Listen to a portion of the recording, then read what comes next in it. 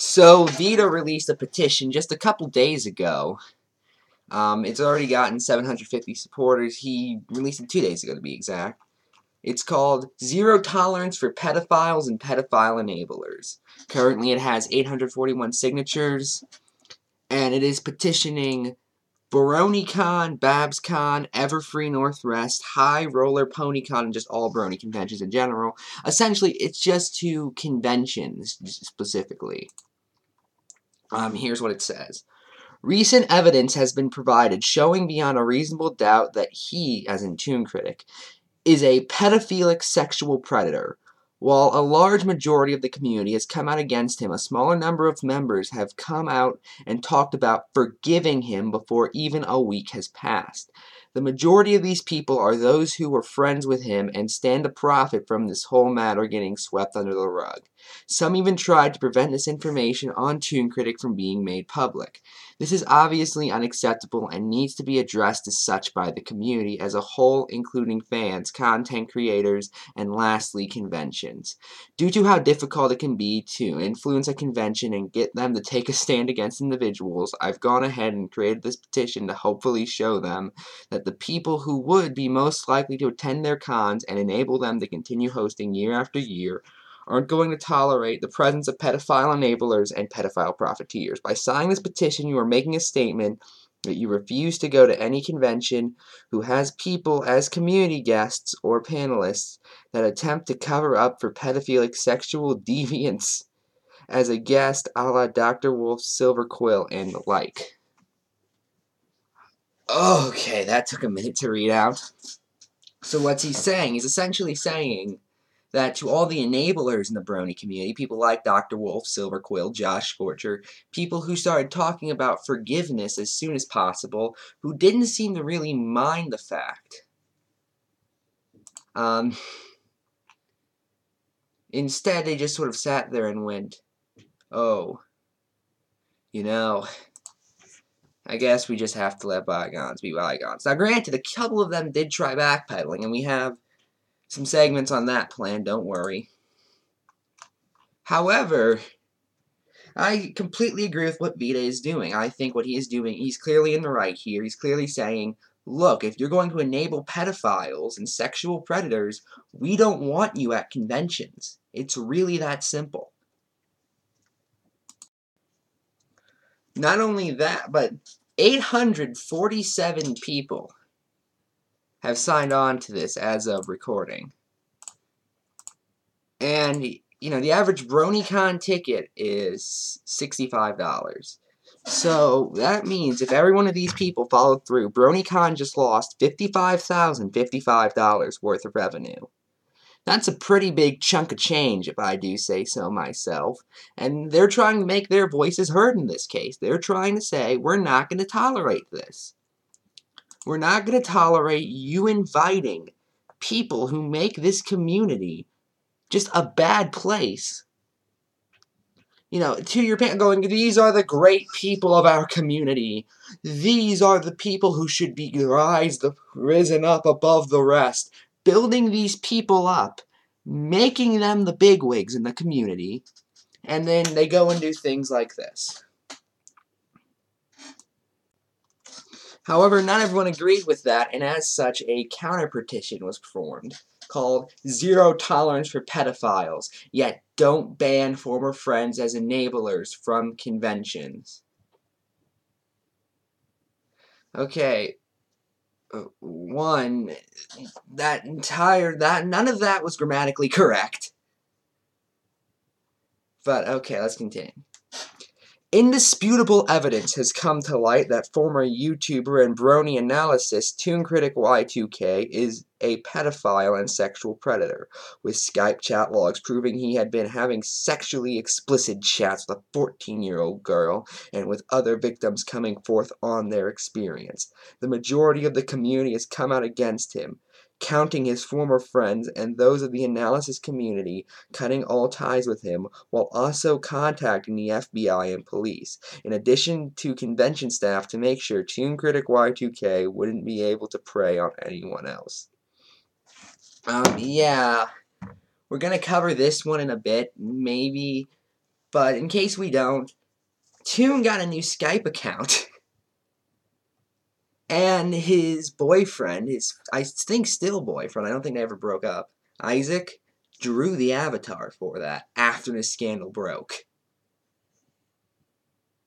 What are you talking about?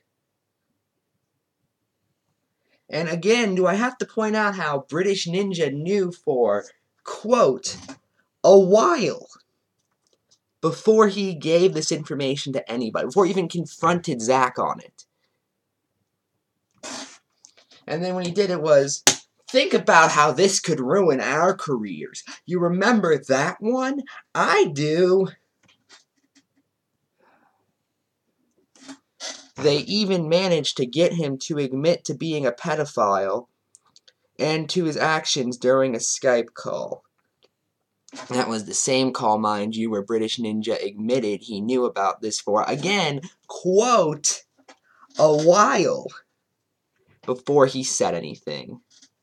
Which is actually very important in getting him arrested. Actually, correct me if I'm wrong, but I don't think they could use that in court since he was not filmed, since they did not film it with his consent, but I could be wrong on that.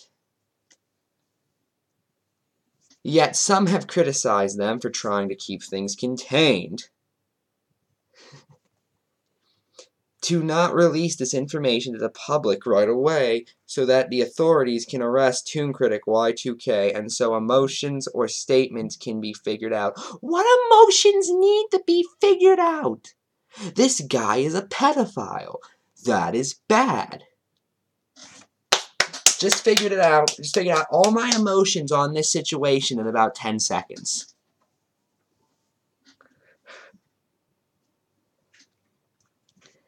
This information was leaked, and in a way, that was not perhaps for the best.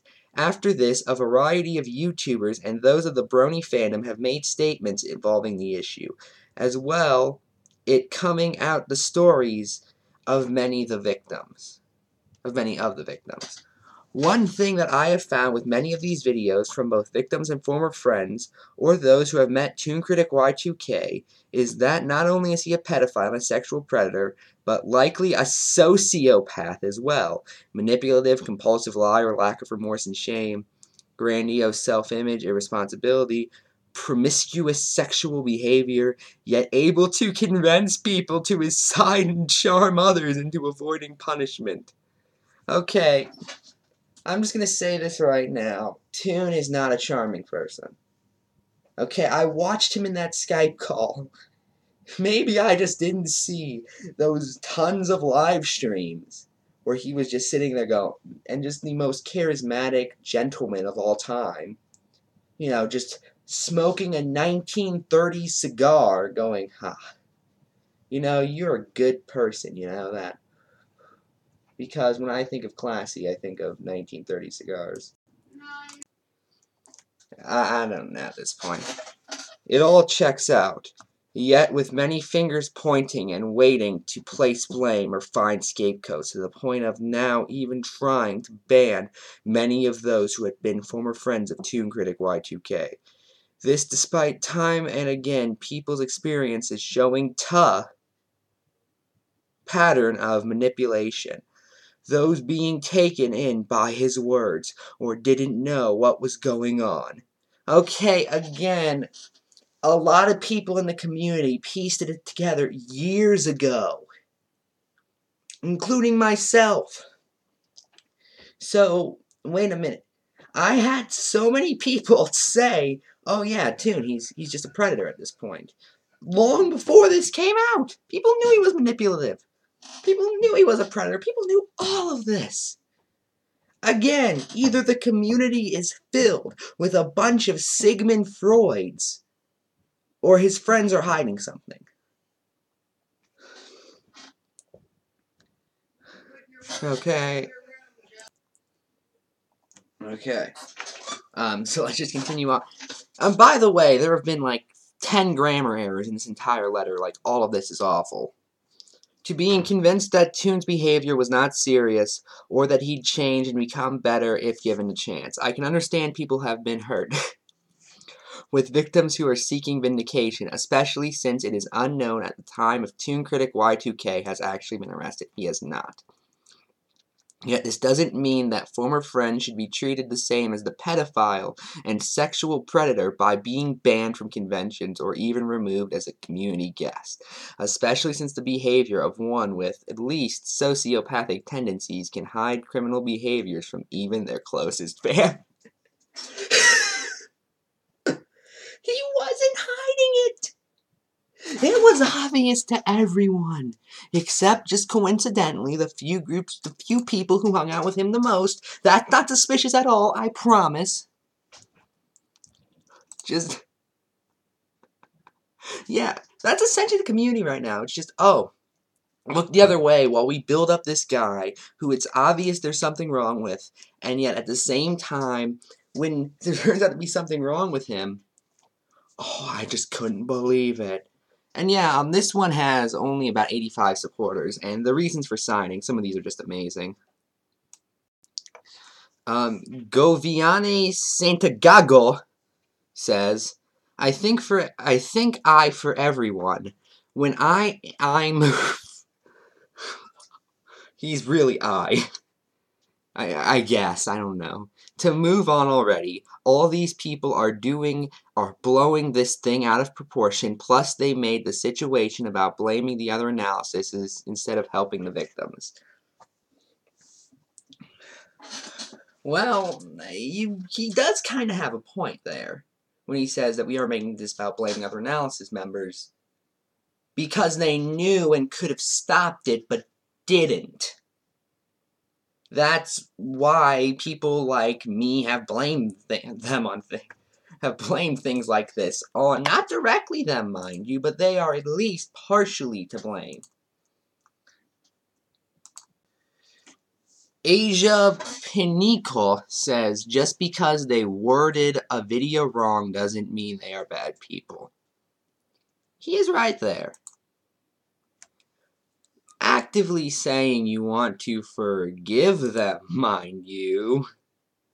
Which is what they said, by the way. But that is it. I am Ephrom, and good night.